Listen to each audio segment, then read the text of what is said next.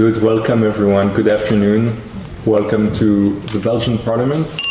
We're going to do this press conference in English, but of course feel free to speak your own language for the Q&A session right afterwards. Dear friends, dear colleagues, it's a great honor and it's a privilege to welcome you all today in the Belgian Parliament for this important press conference. We're going to announce today the launch of a large international coalition in order to nominate Ilham Tohti, probably the most famous and renowned Uyghur activist and scholar who's currently detained in China for the Peace Nobel Prize. We have today in the Parliament to present this nomination, of course, Jewher Ilham. Jewher is Ilham Tohti's daughter, and she's a human rights advocate based in Washington, D.C. We also have Enver. Enver is the president of the Ilham Tohti initiative, and he comes from Germany to be with us today.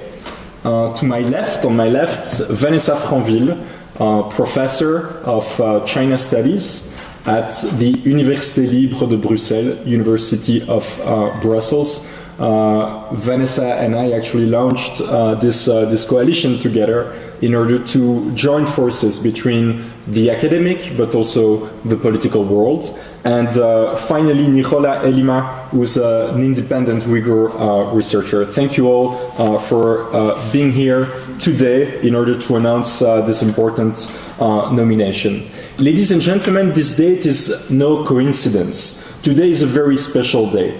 Indeed, as you probably heard yesterday, the Nobel Peace Prize was awarded during a ceremony yesterday on the 10th of December. That is the anniversary of Alfred Nobel's death. And as you all know, the Nobel Peace Prize was awarded to Narges Mohammadi, who's still in prison in Iran. But it was also the 75th anniversary of the Universal Declaration for Human Rights in order to infuse society with more freedom. And finally, third reason why today is such an important day, on Saturday was the commemoration of the Uyghur genocide, but also the 75th anniversary of the Genocide Convention. So the question is, what do we now? What do we do now? What do we do today, the following day? Well, we keep fighting. We keep fighting for justice. We keep fighting for freedoms, especially for Uyghur people who are still under persecution, detained in mass camps in China. And we keep fighting in order to present the next Nobel Peace Prize for next year, 2024, for Jewher's father, Ilham Tohti. So now I would like to show you a short video, the trailer actually, of the movie documentary that was produced by Jewher. So before giving you the floor, we'll show you the short video.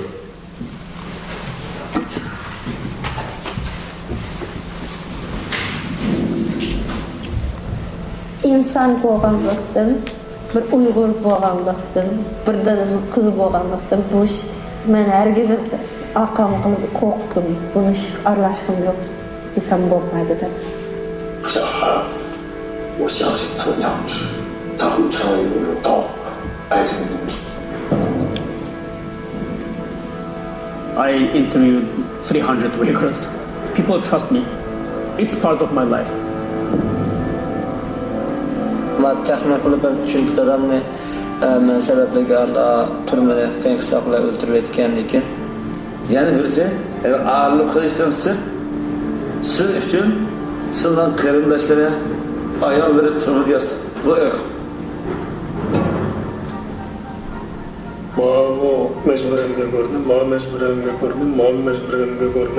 This car is following us. I think it's dangerous for us. It's not a safe work. Bir devletning fuqarolari, asal millat, 10 necha million nüfusu var. Bir millatga qarata bu darajada keng ko'lamli hujumning bo'lishini hech kim tasavvur qilmaydi. Birisi deydi, dadam bu deyip koydu, biz bunda turmunun içinde deydi. Yeni birisi deydi, kızım bu deyip koyan bala, ben bunda turmunun içinde. Erzimde ben ayırdım bağa baktım. Şu 3 balamla ben ayırıp alayım. Orada 3 saat orada ben ayılıp gittim, vaqırap gittim. Allah o da. Saat 8 geçecek. Saat 8 geçecek.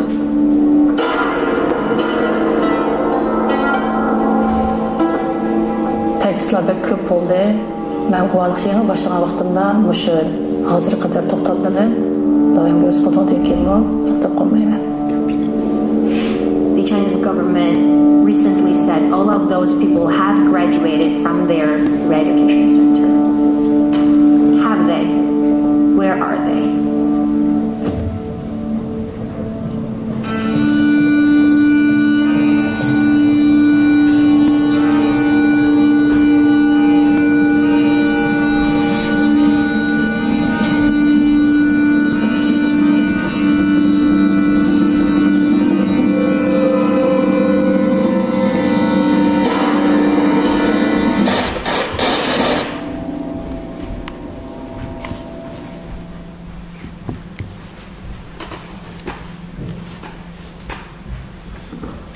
Jewher, the last time you came to this parliament was in March of 2023, this year, together with Enver from the Ilham Tohti initiative, and you told us about the story of your father. You told us about your fight also for Uyghur people. Could you please tell us a bit more about who your father is and when was the last time you saw him?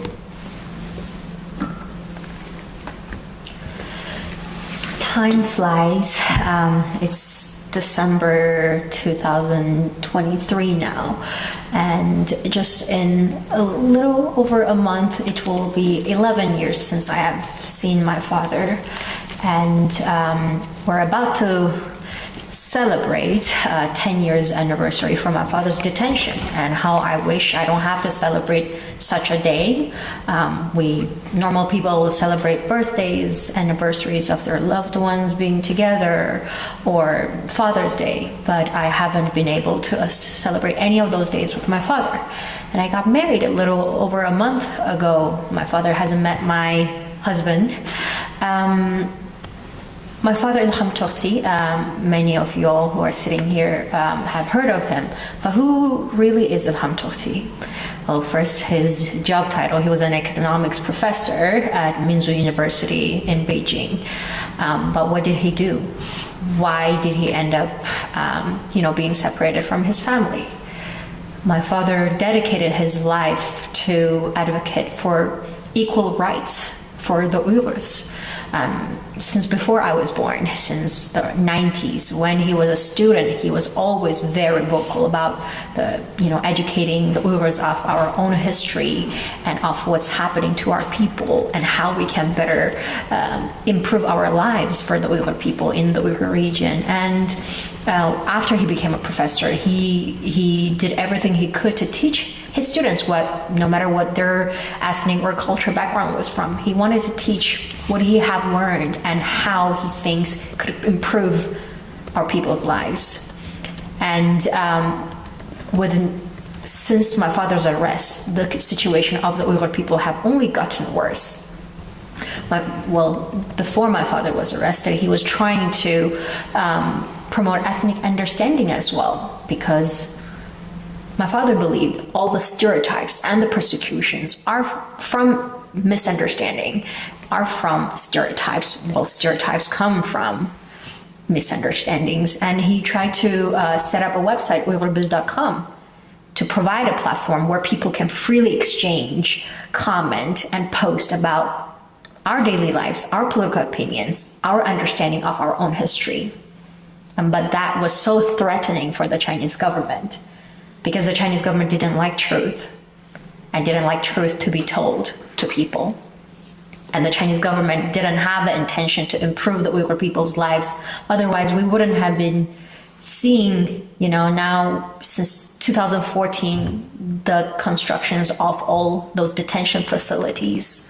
And from 2017, we've seen the expansion of those detention facilities, from re-education centers to forced labor camps to prison camps. We've seen so many more. And my father, in his earlier studies, he even wrote about labor transfers. And he knew what was going to happen if he doesn't do something about it. And the situation of the Uyghur people have only gotten worse. Millions of people have been detained. And that is why I've been trying to, take over my father's work, because he is arrested. But I do hope that I don't have to sit here and speak on behalf of him. I hope he can one day sit here with us, with you all, and to share his work, share his research, share his political opinions, his academic opinions. And by nominating him, by awarding him an award like the Nobel Peace Prize, like the award that he received in 2019, the Sakharov Award, and like the Václav Havel Award, and many more awards, I believe that can help making that goal come true soon. I haven't heard a word of my father since 2017. I honestly don't know if he's alive, but I believe if the Nobel Peace Committee does award my father for the Nobel Peace Prize of 2024, it will bring pressure to the Chinese government to show proof of life. And it will help, at least I believe, to send a message to the Chinese government that we have not forgotten about Ilham Tohti, and we have not forgotten about the Uyghur people's plights. I cannot say Ilham Tohti represents the Uyghur people, but I can say he is one of the symbolic case. He was one of the earliest cases that represents the persecution of the Uyghur people, of academic freedom being taken away from Uyghurs just because of our ethnic backgrounds. He tried so hard to promote ethnic understanding, freedom of expression, freedom to practice our religion, to practice our culture, to speak our language. He tried so hard. And now the Chinese government is only, after silencing my father, he's silencing so many more. And I hope that the Nobel Peace Committee can recognize that by giving my father Nobel Peace Prize, and that can help shed a light on the broader issue of my people and what's happening to my people. And hopefully the Chinese government can take the hint. I will eventually, there's a saying in Chinese, like giving a steps to coming down, so they're not too embarrassed. And hopefully this Nobel Peace Prize is a steps given by the international community to them to be able to accept the fact that this is the right moment for them to go back to the right direction instead of continuing going to the wrong path. Thank you. No, thank you very much to you, Jewher, for this very strong and moving testimony about your father. And as you know, we will do everything in our power in order to press the nomination of your father, Ilham Tohti, for the Peace Nobel Prize next year. Now we move to Enver, who's the president of the Ilham Tohti initiative. Enver, we're very happy to have you with us today. Could you please tell us why this initiative for the Nobel Peace Prize for Ilham Tohti is so unprecedented in scale? Thank you, Samuel.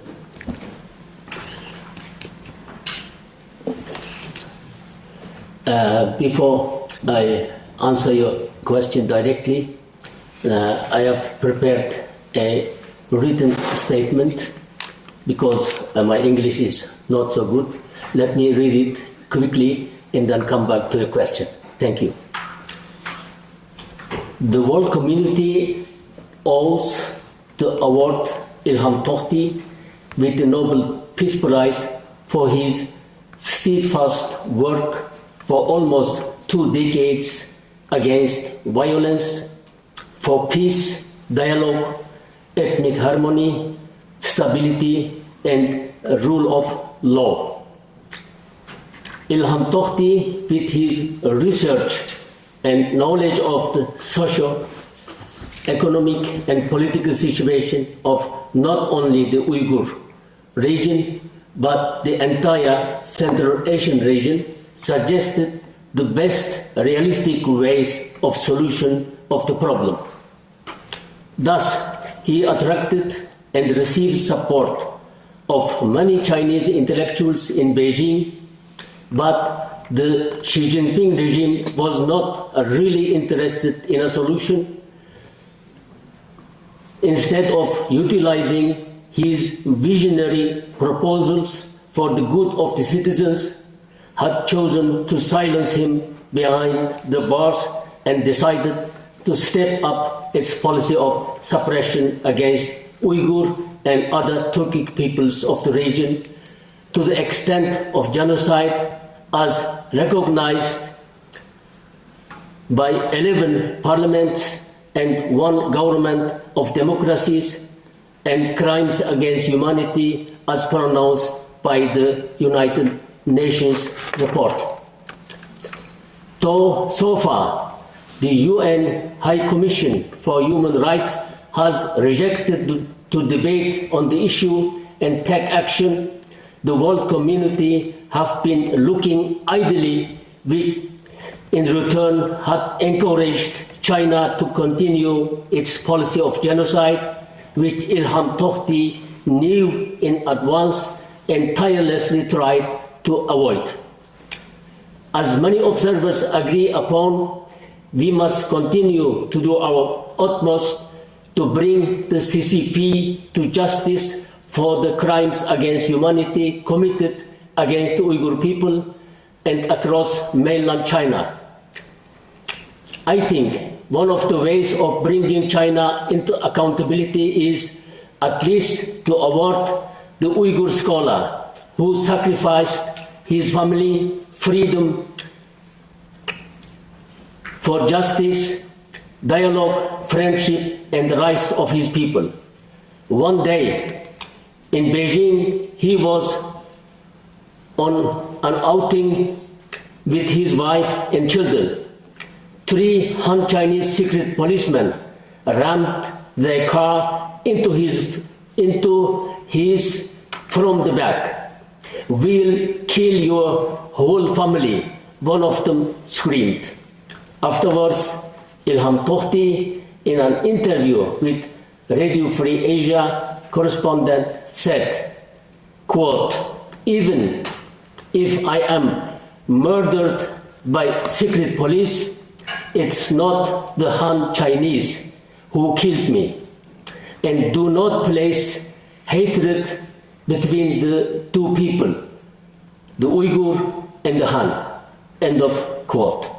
Chinese lawyer and human rights activist Dr. Teng Biao, on the day Ilham Tohti was sentenced for life in prison, said that certainly he deserves the Nobel Peace Prize, but not life in prison. Quote, "My friend is suffering for the Uyghurs and also for China. When reason and peace are trampled underfoot, despair and hatred grow in their place.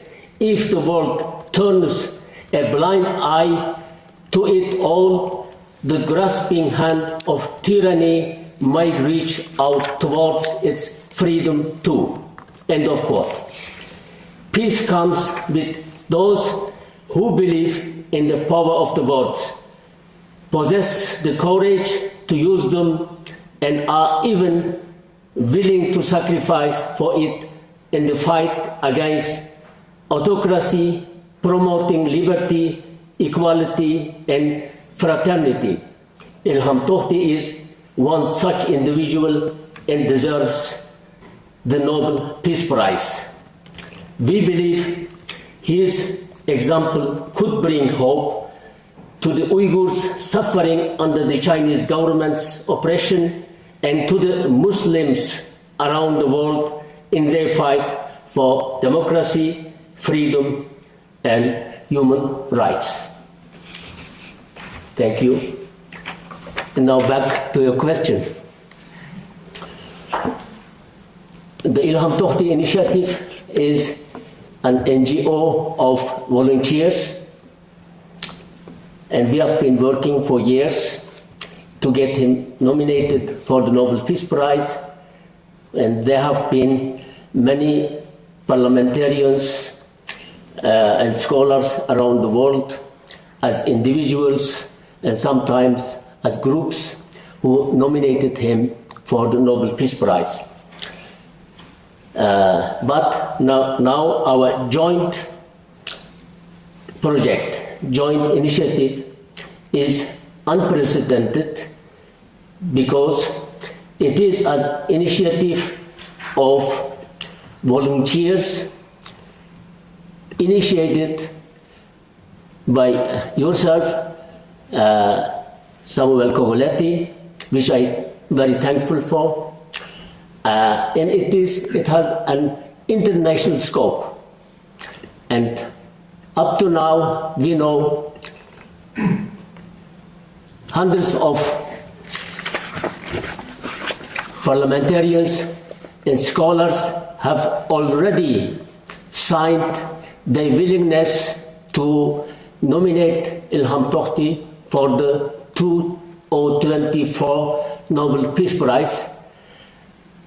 And while it has an international scope, and this time is an initiative of volunteers, it makes it unprecedented, and I hope very much we'll be successful, and it will have a strong political impact around the world and will be a real pressure on the Communist Party of China.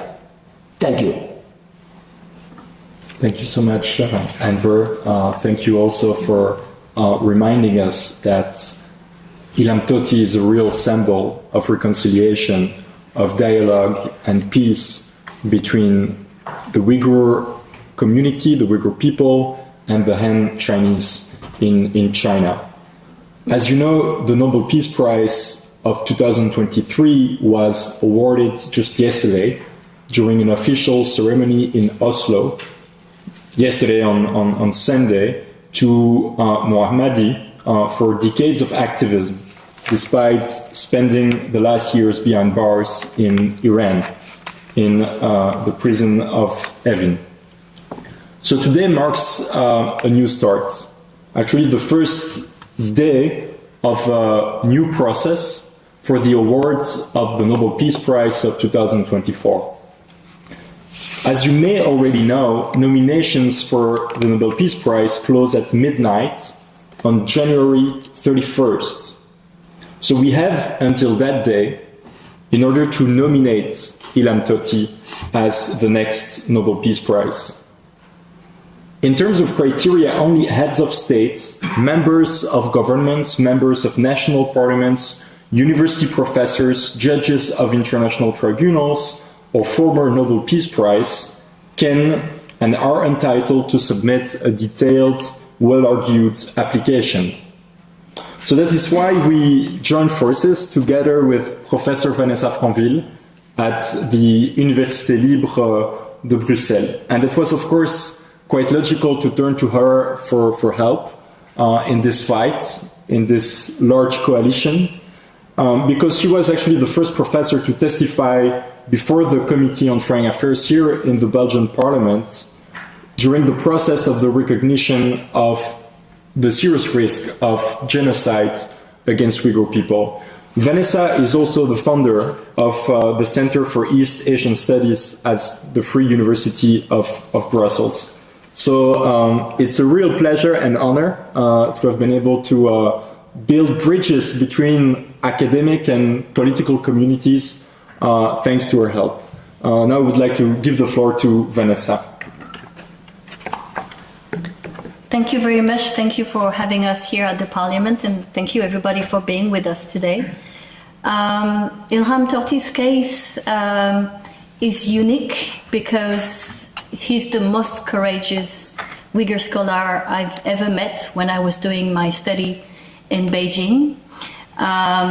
Many Uyghur scholars were very low profile, but he was very vocal, clear-minded, and he never shied away from seeking the truth, sharing the truth.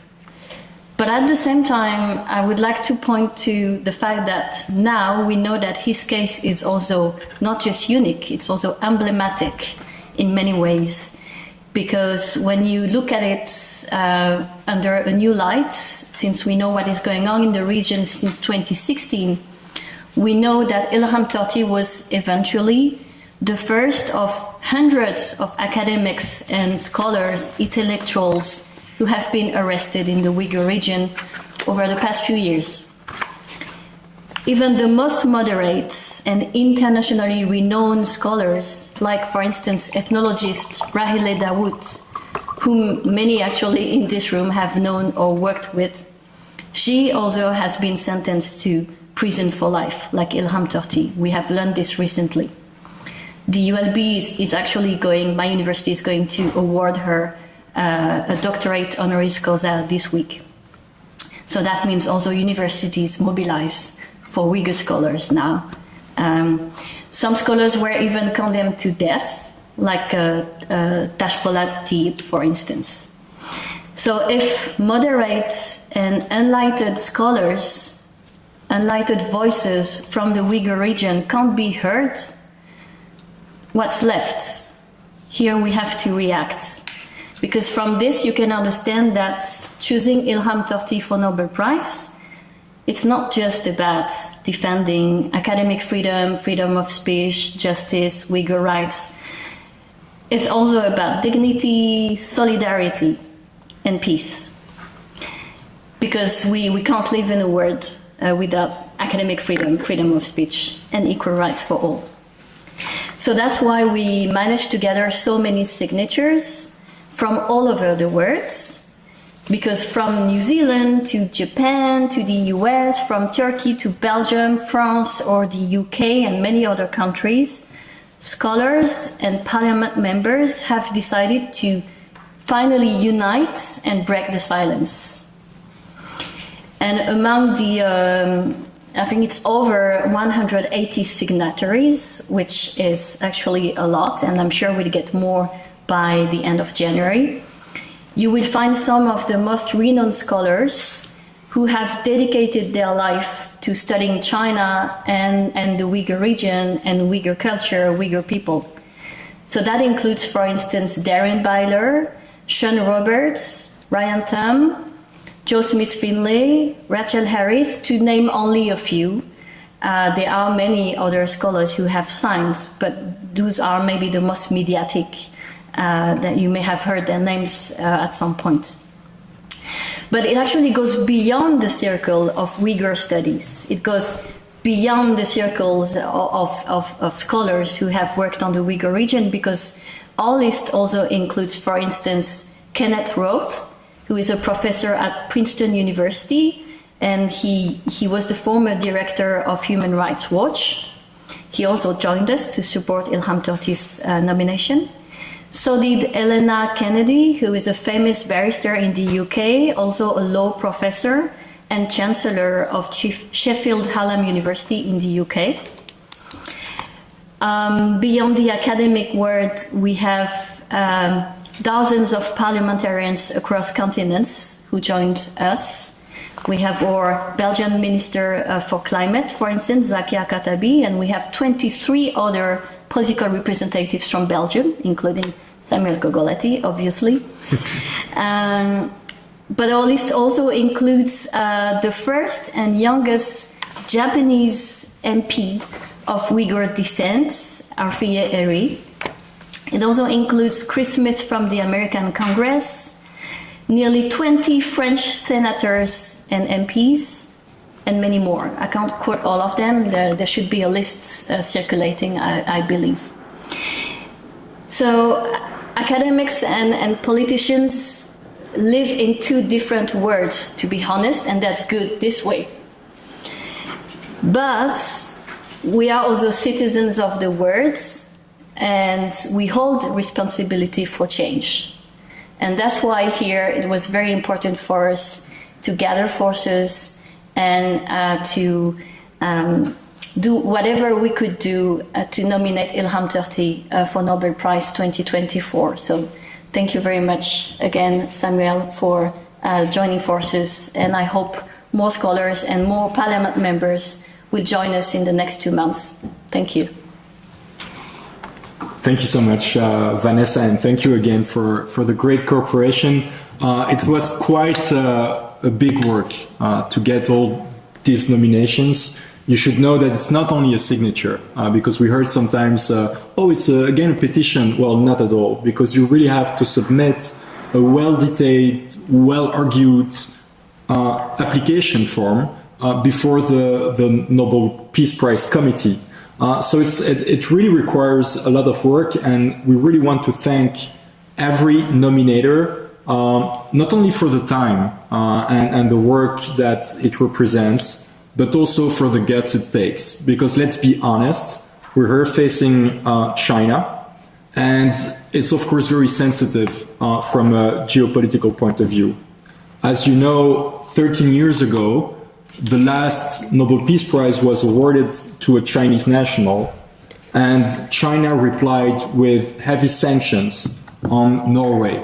For example, on imports of salmon. Everything was blocked from Norway to China. So let's be honest, and let's face also the geopolitical consequences that such nomination could imply also from a political point of view. So we really want to thank every colleague also here in this parliament for their courage, and whatever the party.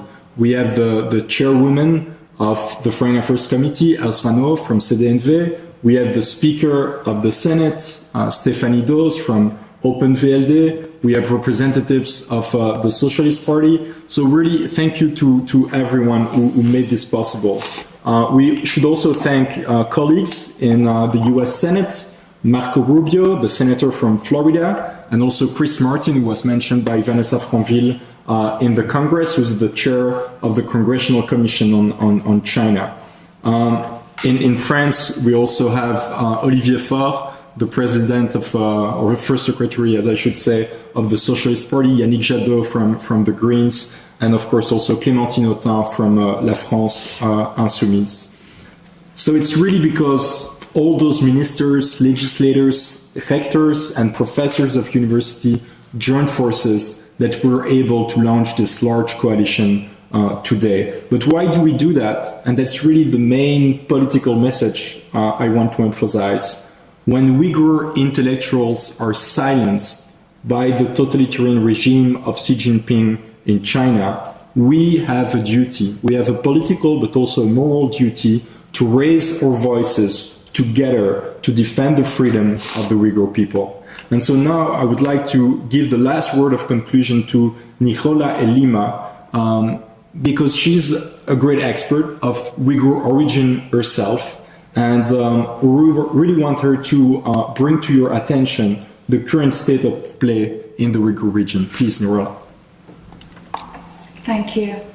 Thanks for all the speakers, and thanks for having us in the Parliament.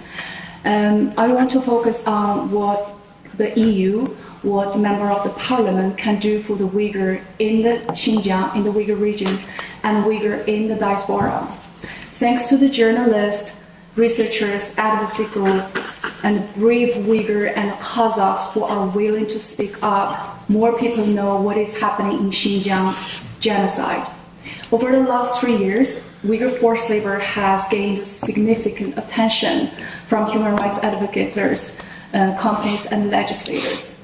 As a result of increased demand and human rights activism, for example, in the solar industry, companies have expanded their diversity in their production, reducing reliance on the Uyghur region. Currently, the Uyghur region accounts for 35% of the polysilicon production, down from the 45% from 2 years ago. The law actually worked. So these changes highlight the potential impact of human rights advocacy on the supply chain's dynamic. The US Uyghur Forced Labor Prevention Act has compelled many companies to check their supply chains. The law worked. I'm not saying it's perfect, because it is not, but we need a similar regulation measure in the EU, because almost all the companies I have been talking to and I have been doing the research, I realize they're trying really hard to cover their supply chains. This is not only the business risk in the supply chain, but also human rights risk in the supply chains in the EU. When exercising supply chains, we should check on the end detail of those who work on the production. Coercive labor in the Uyghur region, accompanied not only by sending to the labor camp, but also have multi-generation separation, and people lost their land, people lost their families in the camp or in the prison. And in some case, workers usually will face constantly harassment, and in some cases, segregation. Another crucial aspect I want to highlight is China's transnational repression of the Uyghur diaspora. Since last September, I've been conducting interviews in the Turkey, EU, UK, and the United States. Almost every single Uyghur I have interviewed told me the same story. They have been facing the transnational repression from the Chinese government. And what they have been facing is constantly, is daily. Some people cannot even get up from the bed because the first thing they check on their phone is a police officers from their hometown, or the informant they sent to that specific certain country will send that message to force them, even, for example, not speaking up, or help them to spy on the other Uyghur in the Uyghur community. I want you to think about it. The first thing you wake up in the morning, you check your phone, is a harass message, threatened message. And in some severe cases, the Chinese government put some Uyghur, especially young men, on their list and then send this list to certain countries, ask for deportation. And this worked, because we will see in some certain countries they have been trying to deport Uyghur or deny their refugee grant or deprive their citizenship. And I think in last year, yes, we have been seeing the leaked documents, Xinjiang police files, and we see in the Chinese government their own documentation has been clearly to state that how they will trace these Uyghur, how they're going to threat them, and how they're going to force them to cooperate with them. Otherwise, their family sent into the prison. 15 years, 10 years, 20 years, some of them case life sentence, death sentence. So what I'm saying is, what EU or what member of the parliament can do is, we need law to protect the Uyghur people, both in the Xinjiang and the Uyghur diaspora. Especially for the Uyghur diaspora, they're facing is they don't have any safety nets. They need their refugee status being granted. They need a citizenship. Without that, there's no safety for them. And Uyghur belong to this community. We need protection from all the countries we in. For example, I'm from Sweden. I have a Swedish citizenship, so I don't afraid to speak up, because I know the Chinese government will consider about before they touch me, because I have a country to protect me. Other Uyghurs, most of them don't have that.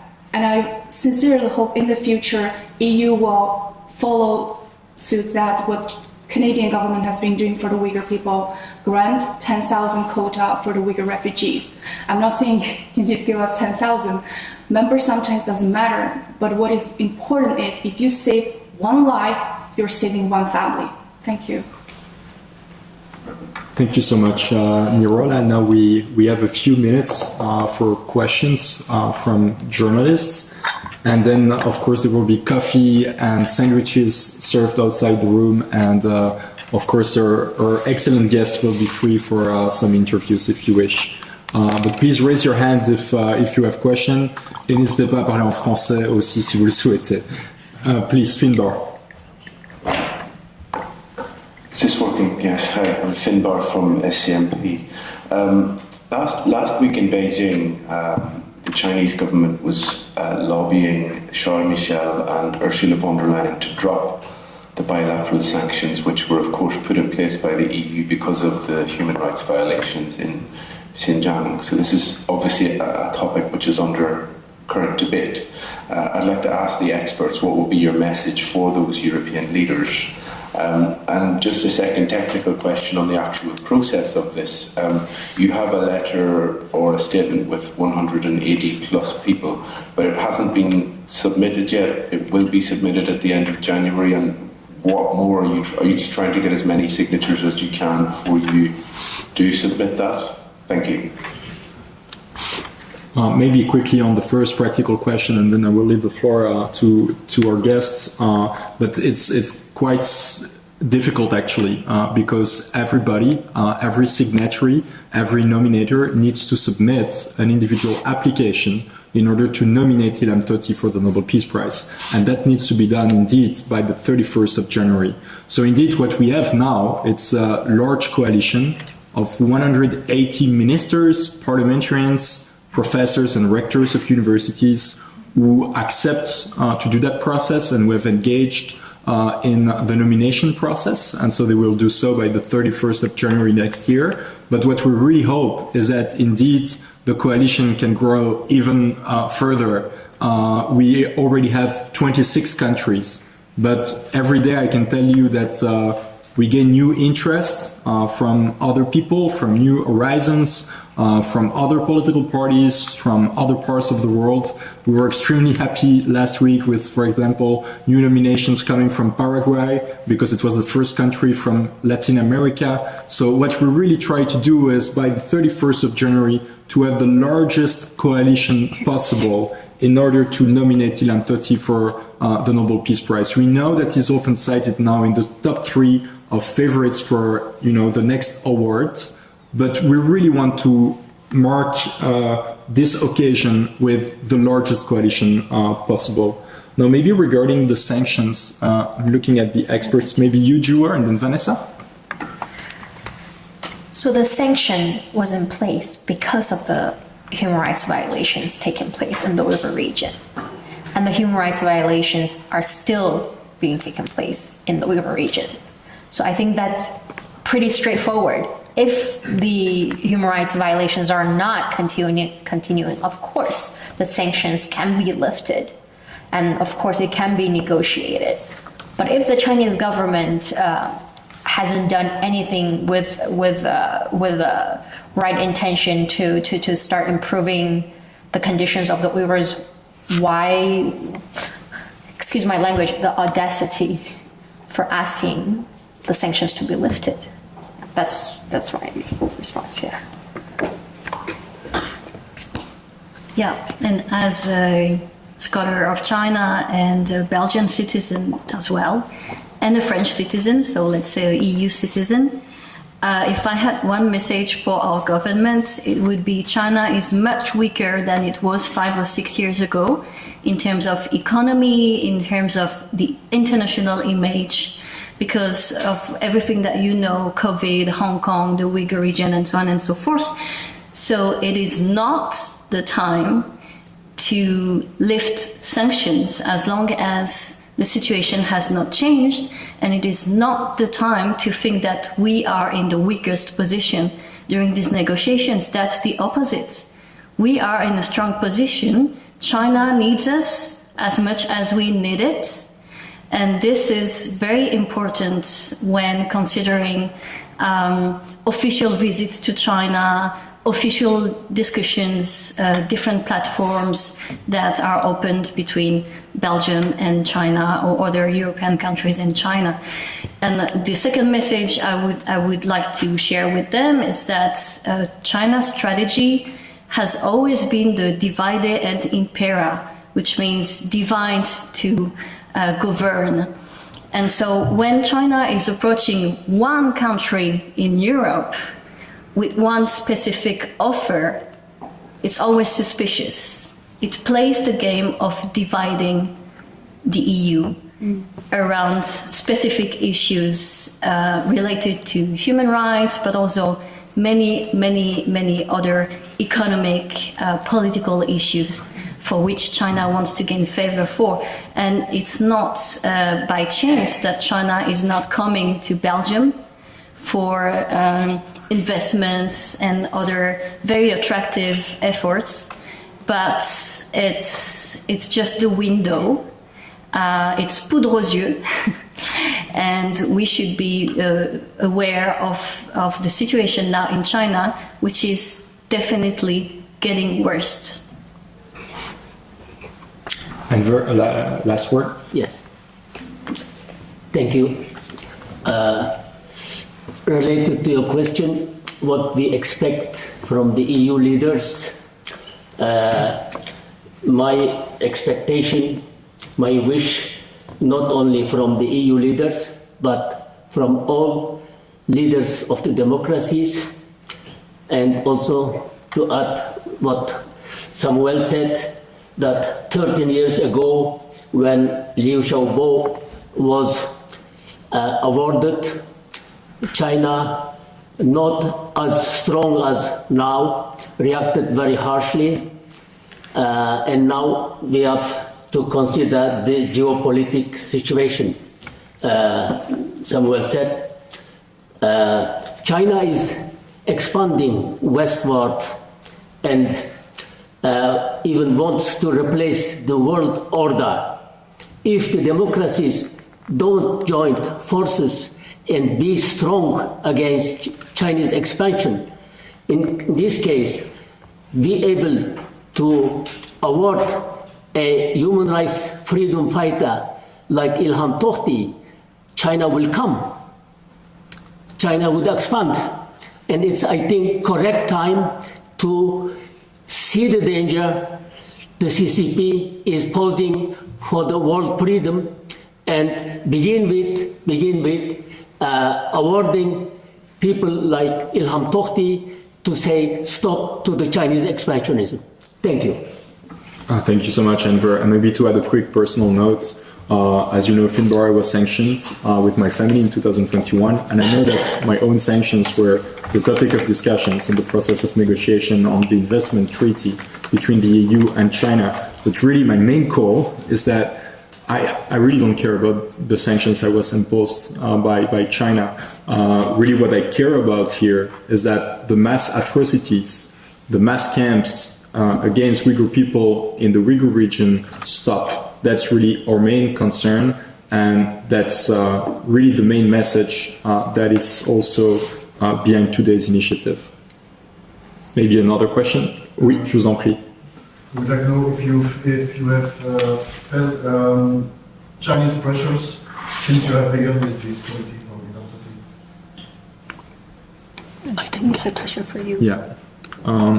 In my case, I haven't heard from Chinese authorities since the sanctions were imposed in 2021. So really, I couldn't comment on that.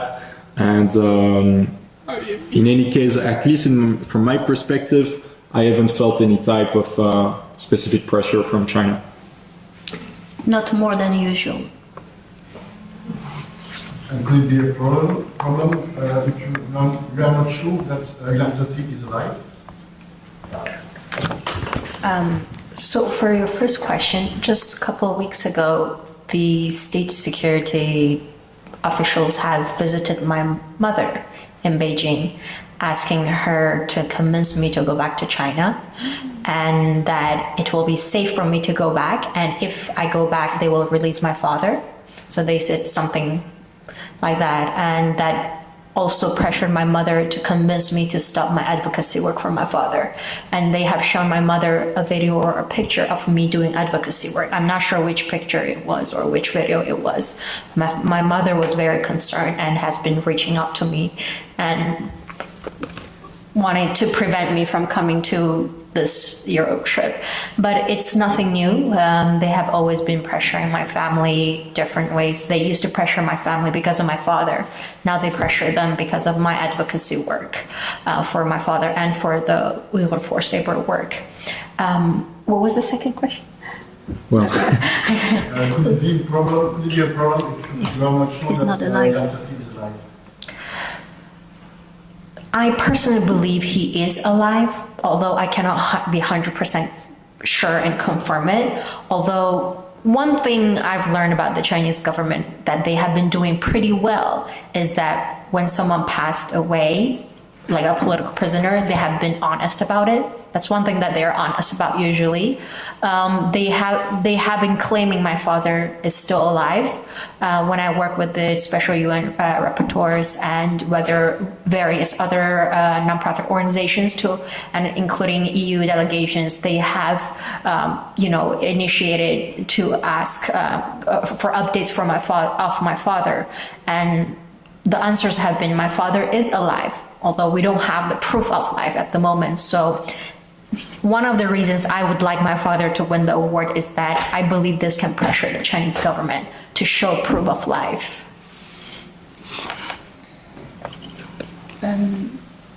About the oppression from the Chinese government, not related to Ilham Tohti case, but in 2017, the Chinese government asked my mother to contact me to ask about my Swedish passport. 2019, I found out I was put on the Chinese fugitive list, so I'm on the wanted list. And last year, Chinese government launched a campaign against me and my co-author Laura Murphy. We published several forced labor report, and in their video on both China Daily and China social media and Global Times, I was being called connected to the terrorist group. Thank you. Maybe Clément has a question, please. Yes. Sorry, it's not an easy question, but I don't know if you already answered to this question, but the question of the money, I think that when you win the Nobel Prize, there's some money that you receive. I guess that Ilham Tohti won't be released if he's alive. Where goes the money? I guess in the association and with Mr. Khan. But maybe I'm wrong. So I wanted to know if you thought about it. Yes, I have indeed thought about it. First of all, I don't know if as his daughter I will be eligible for receiving the money, because my father have received other awards, but I haven't been able to be the recipient.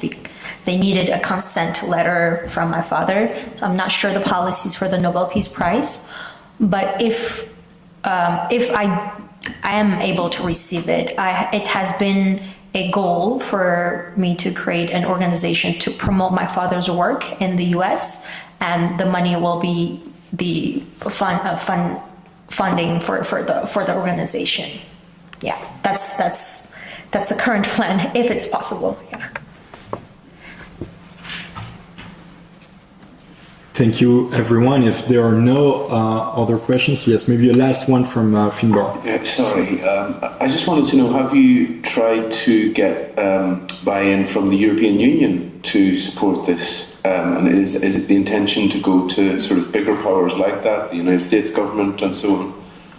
Well, so we had some people actually from the European Parliament to support the initiative, but unfortunately they are not eligible in order to nominate someone for the Nobel Peace Prize. It needs to be only national assemblies. So that's also why we do this here in the House of Representatives and not in the European Parliament, because it's symbolic for the launch of a coalition of national parliaments and national legislators, but also with university professors and rectors. The conditions are quite strict, and we really paid strict attention to remain within the criteria posed and imposed by the Nobel Peace Prize Committee. Yes. All right. Just one sentence to add to what you said. The MAPs are not, as you said, not eligible to nominate, but we know that dozens of MAPs are going jointly to write a letter of recommendation to the Nobel Peace Committee as representing the EU and asking for the award of the Nobel Peace Prize 24 for Ilham Tohti. Thank you so much, Enver, and thank you to all of you who made it here today. It was really wonderful to be able to launch this large coalition for the nomination of Ilham Tohti, your father, Jewher, for the Nobel Peace Prize of 2024. And of course, we'll keep you informed about this process. And we will keep fighting all together with the academic world here represented by Vanessa Frangville, and also, of course, civil society and the Uyghur community. Thank you, everyone. Thank you.